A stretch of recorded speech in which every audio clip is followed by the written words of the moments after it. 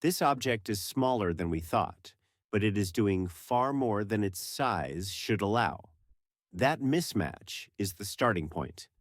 When new analysis brings together imaging, photometry, and simple dust dynamics, the confusion starts to collapse into a coherent picture.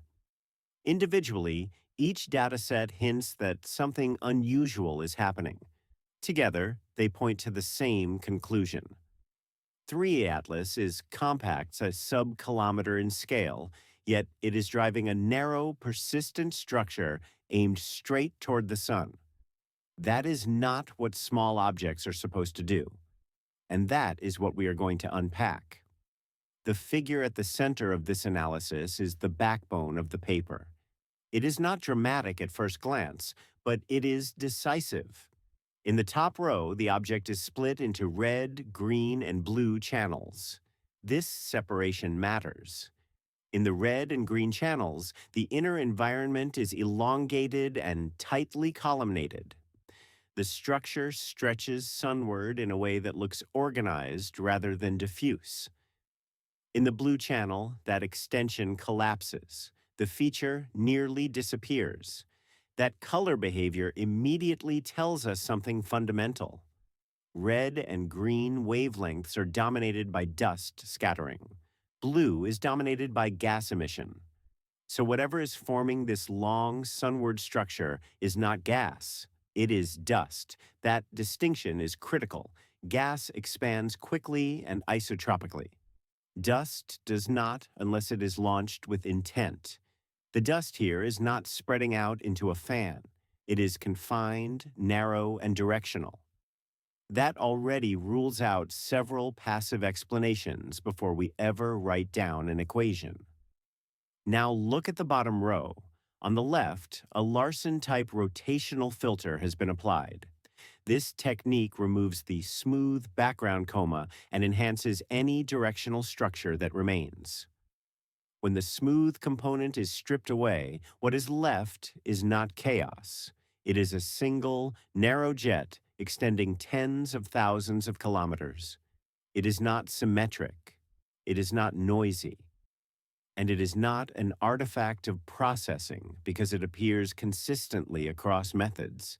The annotations show the jet length pushing toward roughly 70,000 kilometers, aligned along a nearly fixed position angle. That stability matters. If radiation pressure were dominating this structure, the dust would bend rapidly away from the sun and smear out. If this were random mass shedding, the feature would broaden and dissolve. Instead, it stays focused. That means the dust had to leave the surface fast, much faster than standard coma models allow for an object of this size.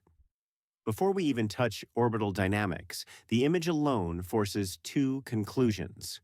The activity is highly localized, not global, and the outflow is energetic and directed, not passive. This is where gravity alone stops working.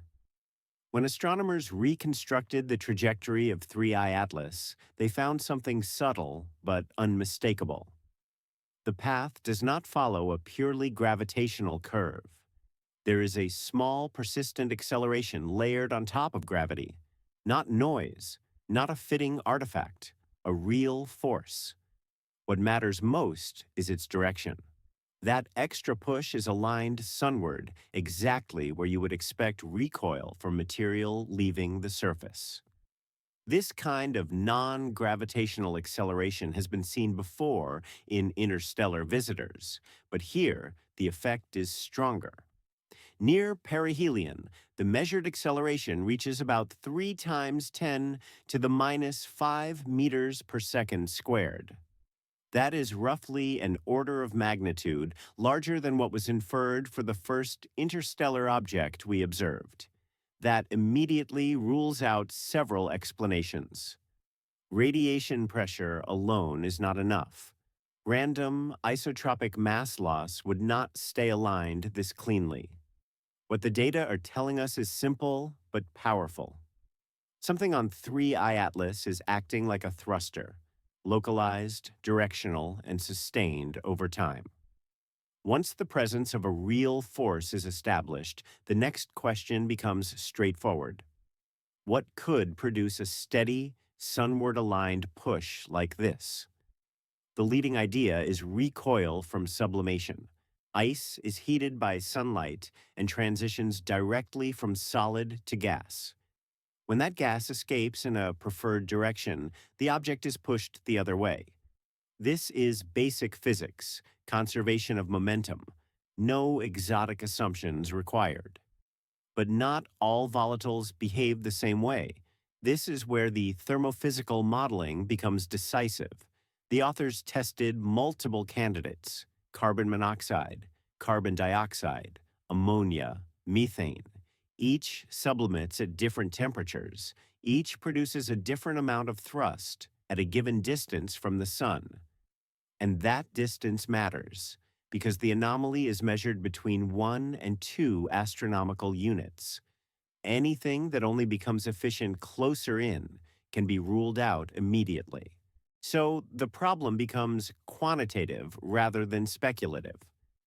Can any common volatile produce the observed acceleration at these distances without requiring an unrealistically large active surface? When the numbers are run, the answer is unambiguous. Only one candidate works: carbon monoxide.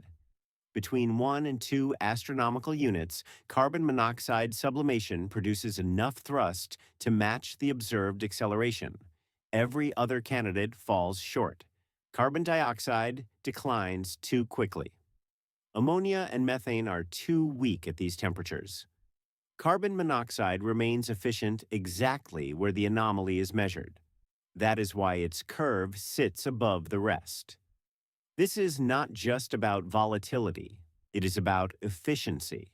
The models track where the sun's energy goes. If the energy goes into sublimation, you get thrust.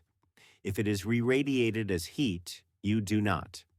Carbon monoxide stays in the sublimation-dominated regime across the entire relevant distance range. Energy keeps turning into gas. Gas keeps producing recoil. The others transition into radiative cooling too quickly. They stop pushing. At this point, the picture closes. The measured acceleration and the modeled force agree within uncertainties, about 3 times 10 to the minus 5 meters per second squared. The numbers line up. No exotic physics is required, no speculative mechanisms.